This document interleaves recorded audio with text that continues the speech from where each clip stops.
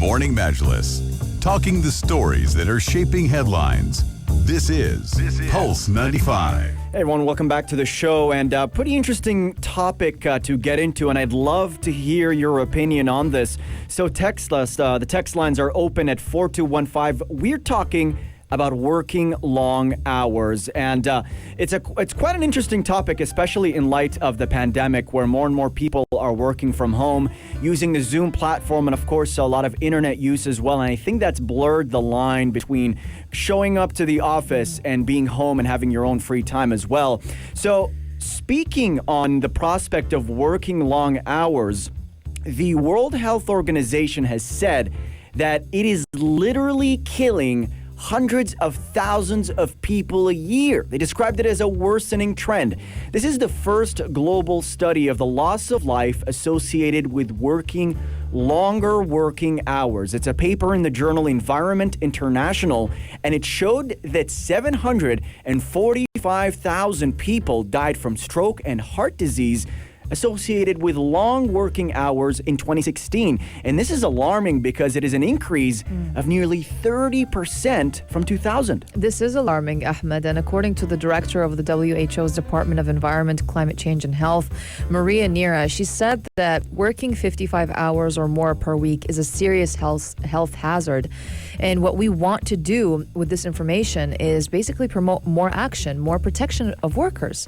And this study that is produced by the WHO and the International Labour Organization, it showed that most victims, about 72% of them, were men and were middle-aged or older. Often, the deaths actually occurred much later in life, sometimes decades later than the shifts worked. It also showed that people living in Southeast Asia in particular, and the Western Pacific region, which is a WHO-defined region, which includes China, Japan, and Australia, were the most affected as well. So overall, the study, drawing on data from about 194 different countries, it said that working 55 hours or more a week is associated with a 35% higher risk of stroke and a 17% higher risk of dying from ischemic heart disease. That is compared with a 35 to 40 hour working week. So, yeah, the study basically covered the period of, as you mentioned, Ahmed, from 2000 until 2006, and it did not include the COVID-19 pandemic. The period is 2000 to 2016. It didn't. So that also does not factor in the economic slowdown that we saw leading up to the COVID-19 situation. But this is the question that most of us would like to ask ourselves: are we working too much? Are we not giving ourselves enough time for just ourselves, really? Or are we not giving enough time to our own relatives? Look, there are certain signs of being burned out, and especially the reason why we're bringing the pandemic, no one's taken annual leave. I don't think many people have. Some people might have, some people might have taken a couple of days, because there's also been a bit of a threat in people's back of their minds, thinking, and listeners, correct me if I'm wrong, is if I take my time off longer than certain weeks, then my line managers or my HR department might not see the use of me. So they might let me go, because this was the time when everyone was wanting the sitting ducks. You would become a sitting duck if you were to take some time off. Now, a couple of signs that you're exhausted. And whilst you're working from home, there was a mentality that was built up that's saying, if you're working from home, you're not really working. So from the line manager's perspective. Yeah. So they would assign you more roles, and we're welcoming everyone's opinions. 4215, get involved, and even email us, morningmajlis@sba.net.ae if you're a bit shy in texting. First sign is you're exhausted. Yeah. That's given. Then there's also another sign that you're turning cynical. And third sign, they say, is you're feeling useless, you're feeling depressed, and you hate your job. Those are the signs that you are really, really burned out. That's so true. And another aspect that you should be thinking about is sleep is tough to get. Now, I suffer from that, sadly, because I literally... You're sleep deprived? I wouldn't say sleep deprived, but I sometimes feel sleep was a waste of time. You know, Yeah, you do overwork Yeah, yourself. so I do reach the stage of thinking, oh, I need my day schedule. I need to do this and do that and do that. Much to the disappointment of family members and much to the disappointment of spouses, for example, as well. It's not ideal. So this is where we have to ask ourselves. Another aspect that really interested me as well is the UAE labour law says, as per the law, is 48 hours per week is your requirement, which means or factors into 8 hours per day. But then obviously there's a lot of people who work 6 days a week. Yeah. So now they technically work more than those 48 hours. So that means they're touching that 55-hour barrier. How do we protect ourselves? That's a little bit of a question. I feel the isn't it? biggest killer of all is losing your passion. Yeah. Yes. That is the biggest killer, I feel. So if you're overworking yourself, you're going to start losing your passion for the thing that you're doing, whether it's work or something else. So that's why you need to take some time off. That's why when we take some time off, sometimes too much time off, we come back, we're like, I just miss work. And you come back fresh and you come back determined and you feel like you want to do new things. While when you were overworking yourself, you wouldn't have the time nor the passion to even think about creating new ideas or doing new things. So I feel that having more time off is definitely beneficial for the body, for the soul, for the mind, and for, if we're talking about work-related aspects, for work as well. So the employer will benefit more if they think about it for the long term. They will benefit more if they give you more time off. Yeah, I think that's an absolutely great point here, work performance in relation to overwork. And I've read some studies here, and they say that longer working hours are associated with sleep disruption. Now, sleep disruption causes a deterioration in your task performance. So you start making more errors, your pace of work slows down a little bit, your social behavior is impacted as well. Try being around someone who's pretty sleepy. It's going to be hard to engage and interact. So it does have, according to some research, a negative effect on your overall work performance. And that has ignited a debate within governments, industries, and organizations about the effectiveness of long working hours. And it's a pretty tricky subject to handle because every country is different and every occupation is different. So, for example, if you go to a low-income country overall, when there's a higher income inequality, you'll have more people working longer hours to try and make up for low hourly wages. You also have different industries. So truck drivers typically work very long hours. So trying to do a study on truck drivers is going to be pretty different from doing a study on people in the advertising profession who, based on the reputation, probably don't get a whole lot of sleep either. So the research isn't conclusive on the exact effects of longer working hours, but the fact that the World Health Organization has commented on this and issued some concrete findings is pretty important stuff. But do let us know on the text lines 4215. Do you find yourself overworked? Are you working overtime a lot of the time? Is this something that you want? Is it something you enjoy? Or do you find it detrimental to your overall productivity and well-being? Spain actually was supposed to pilot this to become the first country in the world to test the 4-day work week. That's cool, actually. It's going to start maybe this fall. Yeah, New Zealand was thinking about it as well. Yeah, I think it's a brilliant idea. A lot of countries are going there. I think it's a cool idea because I think we're very blessed in this country because we've sometimes got really long weekends. There's another 6-day long weekend apparently popping up for Eid al-Adha. And then when people do take those times off, they do refresh a little bit. But now comes to this question. What's the solution? Because it's right to complain. And now the HR organizations might say, if we put a table tennis table or ping pong table in our office, maybe a slide just like the famous Google offices, maybe a bouncy castle, maybe cool bean bags, it might be great. But once you start using them, your HR department itself will say, okay, from our CCTV footage, we've calculated you spent 20 hours of your working week on your ping pong table. So it will come up, right? And so there is no quick fix solution. Everyone's going to have their say. Everyone's going to defend their own way of doing things, and it's really important for us to just take a step back and reevaluate what we're doing. But I think it's an unending debate when it comes to how much is someone working, because you're always going to pinpoint saying, I know that department in my own company, they never work. but they do work. According to you, they don't work too much.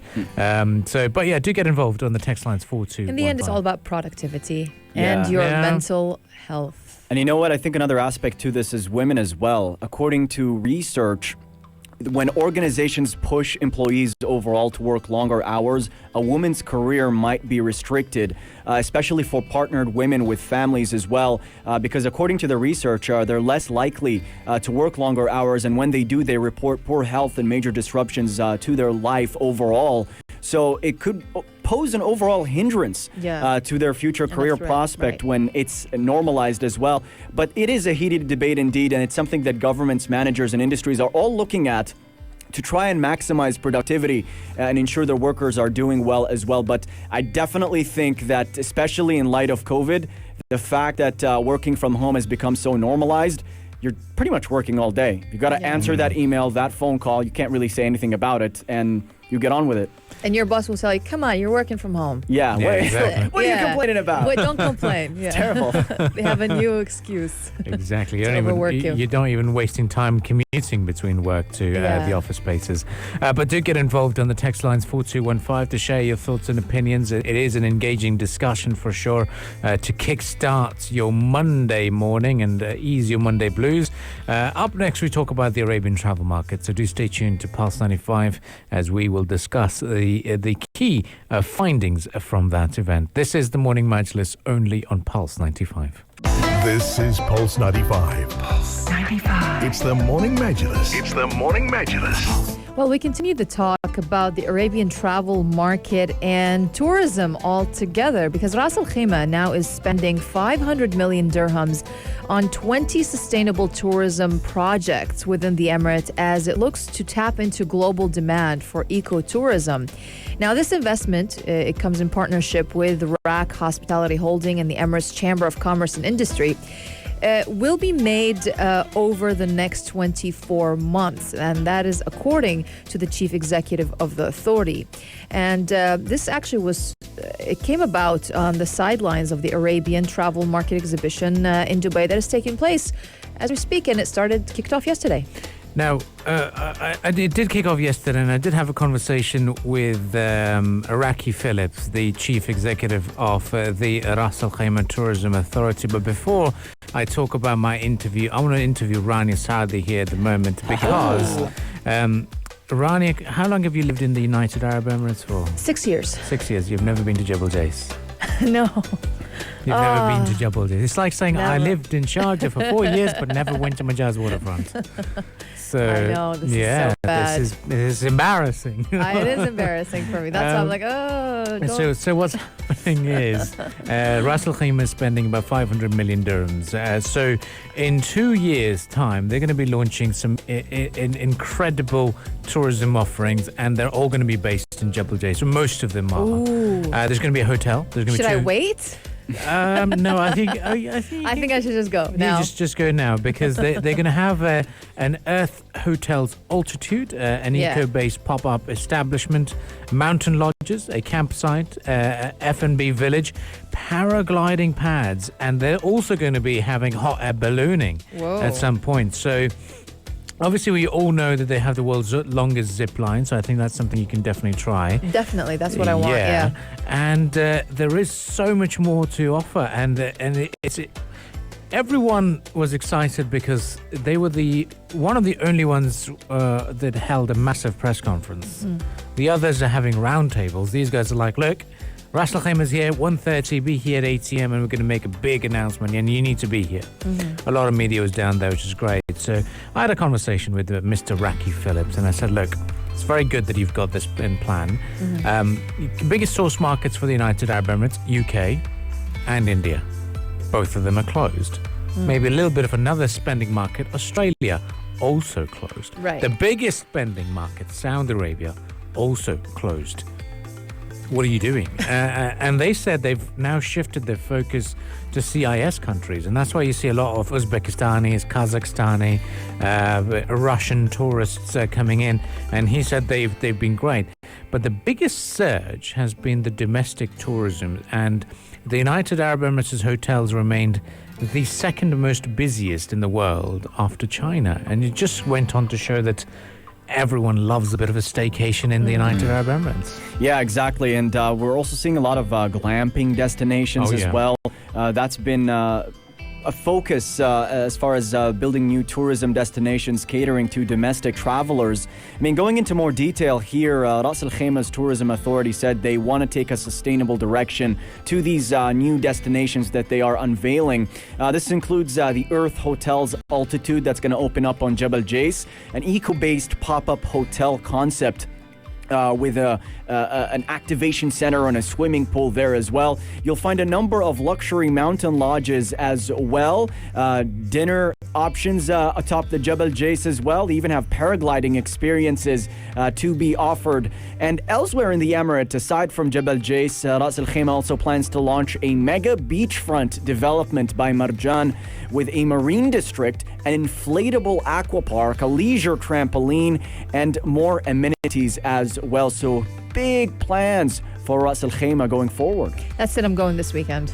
Yeah. This is embarrassing. Well, I can't believe I'm missing out on all of this. Look, it's... I mean, it's going to get better, but already there's so amazing. much going on in AlKhaimah so as we much speak. going on, yeah. But the thing is, in terms of numbers, right? I spoke to Raki Phillips, again, the CEO of AlKhaimah Tourism Authority.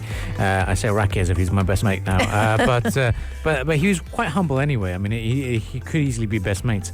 But he talked to us about saying, at the moment, with the pandemic, they are hoping that the figure for the end of 2021, it would be 900,000 visitors to have come to the Emirate. Yeah. In 2 years, they want to make it 3 million. Wow. That is a ridiculous amount. That is a lot of tourists. Now, reason is they say they have 6,700 keys, which means 6,700 hotel rooms at the moment. And in the next 2 years, they're going to be doubling that amount. So that could be quite cool. And hopefully that means that when we do book for staycations, it's not sold out. It's still pricey, but we'll still have hotel rooms, especially during the Eid and National Day weekends. But yeah, ATM or the Arabian Travel Market, certainly a key place to go down to if you are in travel trade and would like to know which countries might be opening up soon. I was really hoping to speak to the Greek minister that turned up yesterday, because Greece has this plan saying we've established a travel corridor with the UAE. I wanted to find out a bit more about that, how they're going to make sure that this travel corridor is sustainable. But no, everyone was very busy yesterday. Hopefully better luck may prevail. But speaking of tourism and optimism on one side, on the other side, East Asia or Southeast Asia is looking at more restrictions. Let's stay tuned to Pulse 95 as we discuss them up next. Pulse 95. The Morning Majlis, talking the stories that are shaping headlines. This is Pulse 95. This is Pulse 95, and welcome back onto the program. Now we move on to the country that had beaten the virus, the country that was very, very proud of its own local restrictions, a country that was picked up by Vice News, was picked up by Reuters, picked up by multiple news organizations to do some kind of stories and a video story on how great they had helped, how well they had helped in getting rolling out the face masks, restrictions, and eventually having no cases of the COVID-19 and being one of the first countries to have become part of the post-pandemic world. But sadly, things are never in your hands. Taiwan's government has now imposed its toughest restrictions so far. Authorities are shutting down cinemas, entertainment venues until the 28th of May. Gatherings have been limited to 5 indoors and 10 outdoors.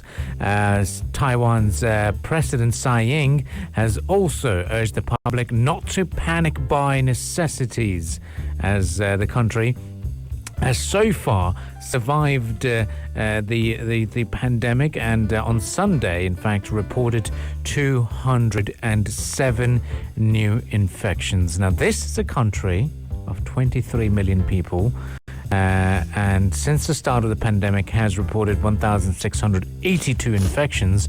With only 200 new infections, it had to take this drastic measure. Just goes to show how intense they view the COVID-19 as. Absolutely. Abdul Karim, Taiwan's impressive success battling the coronavirus has been largely attributed to early and strict border controls, a ban on foreign visitors, and also mandatory quarantine for all Taiwanese returning home.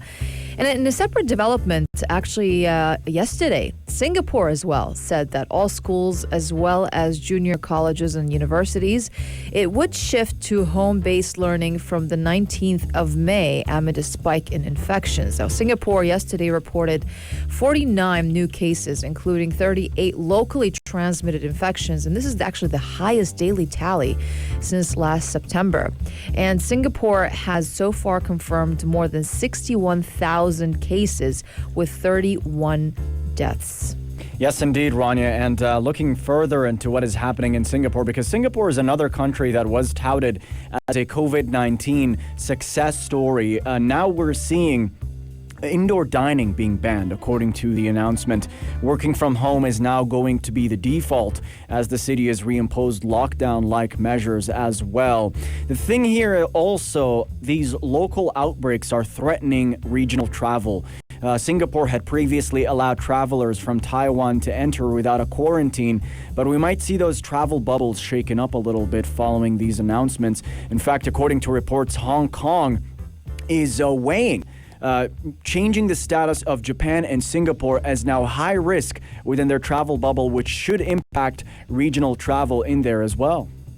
Yeah, look, speaking of success stories, yes, we're proud of the wonderful work of our health authorities and wise leadership here in the United Arab Emirates, that despite the sudden spike in the number of cases in January, without a lockdown, we've been able to control them down to nearly half of the figure. Even yesterday, we had the lowest figure to have been reported in 5 months in the United Arab Emirates. We also now play host to the largest trade event, and the first trade event in 18 months for the travel and tourism industry. We're coming back with this message of new dawn for tourism. But the fact is that nothing is really in our hands. We can claim and boast about it, but the problem is the pandemic is still around. We still have the responsibility of being mindful that we regularly wash our hands, follow the protocols, wear our face masks outside, and get vaccinated whenever we do have the chance, because there's a far greater of a risk of the pandemic for those not vaccinated than for those who are. So very important to quickly move on and find ways of fighting the virus. And one of the reasons why we pinpoint the United Arab Emirates is the ease and how quickly we gave access to the vaccines to people as young as 16. Yeah. People in the UK still on the waiting list. Exactly. I mean, I've also spoken recently with someone who lives in a Nordic country, and he's telling me he can't get the vaccine even if he wants to. He has to wait for his turn as well. So the ease of vaccination here in the United Arab Emirates is remarkable and unlike anything else around the world. And the fact that the caseload is now as low as it is, I think it's around 1,200 now. It's a testament to the success of the vaccination campaign so far and what vaccines have done for us here across the country. I mean, I remember cases were at some point they exceeded 4,000, and so we've come a long way here. And vaccinations and the way the restrictions are being imposed and such in the country, that's definitely a major factor here. Yeah, the general protocols of social distancing, and even in mosques, we've seen that. We've seen that at Eid prayer halls. We've seen that during the Friday prayers as well. The people are well distanced, and even in shopping malls and even in different supermarkets, the capacity restrictions, they remain to be in place. And yes, it does sometimes feel like we are in the post-pandemic world here in the United Arab Emirates, but the fact is that those general protocols are being followed as well. You find it very odd if someone's out there without a face mask on. In some countries that they find it odd if you have a face mask on. So this is the difference that we've got comparing it to us. Well, stay with us on the Morning Majlis. Plenty to get through. Up next, we have the sports headlines, courtesy of Iman Al-Majali. And after that, we will be continuing the discussions here on the program. And up next, we talk to you about the world of streaming services and such a massive deal that we have Discovery now joining the big party along with Netflix and Amazon Prime and plenty of other streaming platforms. Stay tuned to the Morning Majlis. Pulse 95. The Morning Majlis, talking the stories that are shaping headlines. This is Pulse 95. Well, we've got a major business story here, and as a result, we could see the creation of a media juggernaut. AT&T is in advanced talks to create a new company that would merge its media business, which includes CNN. They would merge with Discovery Inc., according to reports. So the plan has not been officially announced, but it would incorporate all of AT&T's Warner Media assets, which include HBO and Warner Brothers. And the parties could announce a deal as soon as today, according to the source, which says that talks were not yet complete and final details are being worked out. But should the two sides agree on a deal, they would join together two of the largest media businesses in the United States. AT&T's Warner Media Group includes the sports-heavy cable networks TNT and TBS, while Discovery has a strong lineup of reality-based cable channels of its own, which includes Oprah Winfrey's own, no pun intended, HGTV, the Food Network, and Animal Planet as well. That's right. This deal between Warner Media and Discovery, it would further consolidate a media business buffeted by cord-cutting and competition from streaming video.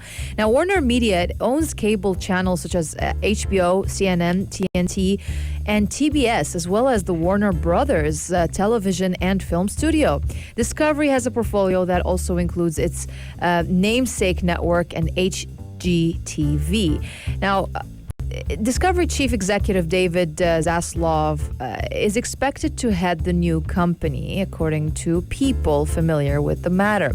Now, it is uncertain whether Jason Kilar, the current Chief Executive of Warner Media, will stay on in a lesser role, but the potential tie-up would be a surprising U-turn by AT&T, which placed a massive bet on media with its 2018 acquisition of Time Warner Inc. for around $81 billion. That deal made it the world's most indebted non-financial company up to date. So if the transaction moves forward, AT&T Chief Executive John Stankey will have unwound the two biggest deals done by his predecessor, Randall Stevenson, in his 10 months in charge. Now, earlier this year, the company reached a deal with private equity firm TPG to shed a 30% stake in its DirecTV business for $1.8 billion. And also, AT&T had acquired DirecTV in 2015 for $49 billion as well. Thing about the streaming services is just confusing. I was just going through my Apple TV Plus that I had actually got through the wonderful iPhone, and literally anything I clicked was either buy, rent, or certain things I could watch for free. And you know, thing is, you sign up to all these random streaming platforms. Well, they're not random, they're well known. Amazon Prime, the Apple Plus, Disney Plus, Netflix. Netflix at the moment say they have 208 million subscribers. But how much time do you really spend navigating, browsing, and what to watch? Because the amount of time, if they start calculating it as opposed to what you've watched, would be ridiculous. It would be a huge disbalance. I tell you what the world needs is just another streaming platform to waste your time navigating and browsing. I don't understand this, to be honest, but it could be cool if this deal does go ahead and we see another streaming giant, because now you can, with HBO, maybe easily watch Game of Thrones could just whenever you want. That's true. Exactly, and HBO is under AT&T, so they have the HBO Max streaming platform, which now has about 20 million customers. Now, Discovery also has its own streaming app called Discovery Plus, which boasts 15 million streaming subscribers. So this new company, the two sides coming together, you're going to end up with a media giant that is still, in fact, profiting from old school TV and cable. HBO And I've been looking at the Emmys and following those awards. So have we at the Morning Majlis. They've been snagging more Emmys than any other network, studio, or platform, including Netflix. And some of the hit shows on HBO include Succession, Curb Your Enthusiasm, and Barry as well. And they've got a huge library, which includes Game of Thrones. So they're no slouches as well. It's also interesting implication for media companies moving forward. I mean, are we going to be seeing more of those giant media companies coming together and merging in light of the challenges posed by streaming platforms? That's another thing to consider here. That's going to be interesting if that's going to be a possibility, and is that something that they might have to resort to eventually. But something we're definitely looking forward to is seeing a potential new streaming service out there to rival good old Netflix. But let's see what it is. But we're inviting your thoughts and opinions. We want you to get involved, our listeners, in terms of how difficult it is nowadays to browse, navigate, and find the right content to watch. But if you've got a particular TV show or a quirky series that you're watching, let us know in the text lines 4215. I used to love The Sopranos on HBO. Yeah. Such a good show. Yeah, a classic. That was my favorite. Definitely. Yeah. Do drop us with your name, your suggested TV series, and then it'll be great to give you a shout out, and maybe all of us will have something nice to watch eventually as well.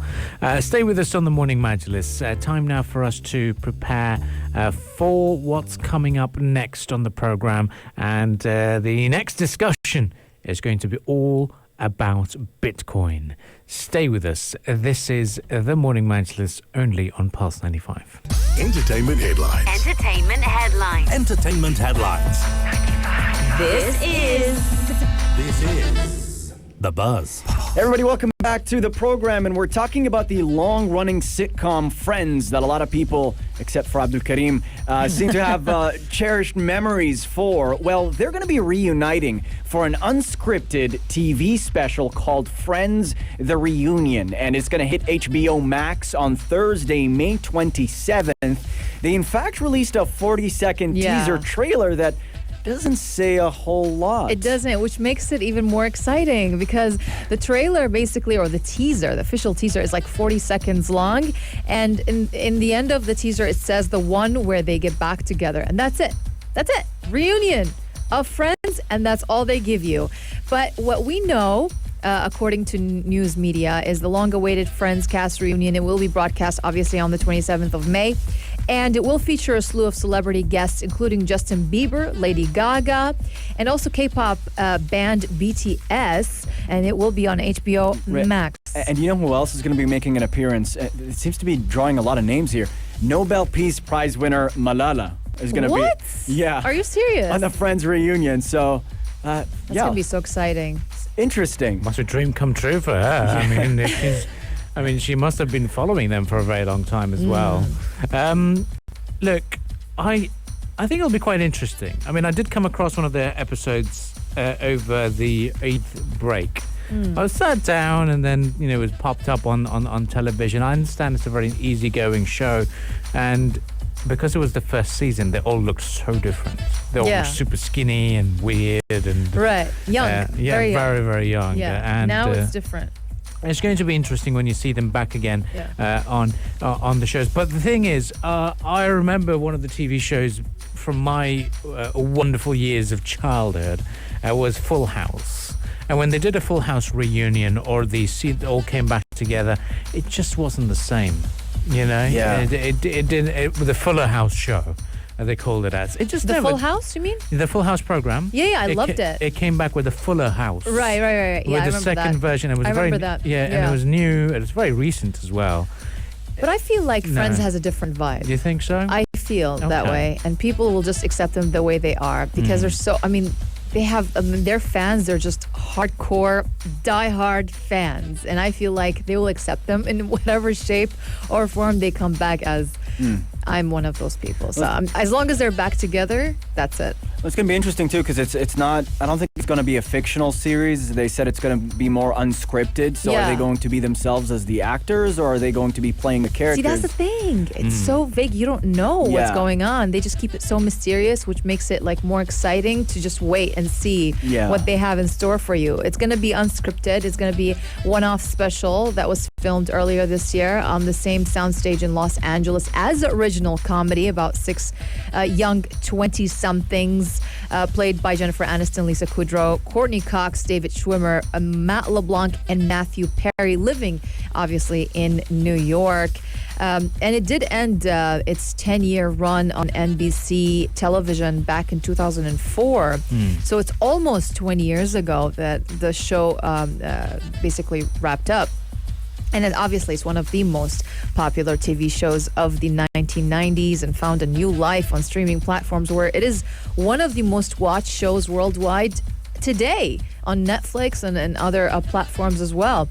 Really, people still are watching it. And younger generations, they're also fascinated by it. For example, I have my niece who is 14 years old. She's fascinated by Friends. She watches it now. Wow. And that's like not even her generation. So, yeah. And I'm looking at some statements from one of the cast members, Courtney Cox. She said that she felt blessed to have reunited with my friends, and it was better than ever. She said that also HBO Max said more than 15 celebrity guests would also take part, including former Friends cast members Tom Selleck, who played Richard, and Maggie Wheeler, who played Janice with the weird voice, and others such as British soccer star David Beckham. Oh, wow. Yeah, Game of Thrones actor Kit Harington, and Pakistan's Nobel Peace Prize winner Malala, as you just mentioned, Ahmed.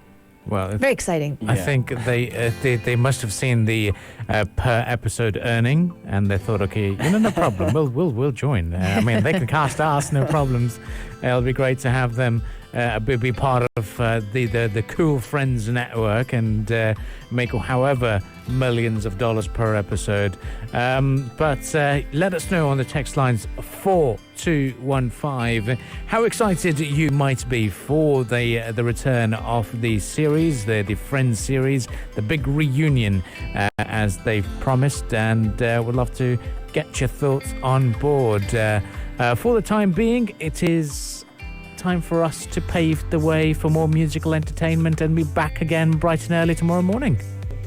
That's right. We'll be back tomorrow at 7 a.m. to talk the stories shaping the headlines. And if you've missed our discussions today, head over to our podcast pages, SoundCloud, Apple Podcast, and Spotify. Just type in Morning Majlis in the search bar. You could also catch our episodes on the YouTube channel at Pulse 95 Radio. We also live stream our shows, music, and programming as well. Thank you all for tuning in to today's show and joining us on the text line. Stay safe and stay tuned to Pulse 95. If you liked this episode of The Morning Majlis, drop a like and subscribe. 95. Be sure to follow us on Instagram for all our daily updates and top stories. Pulse.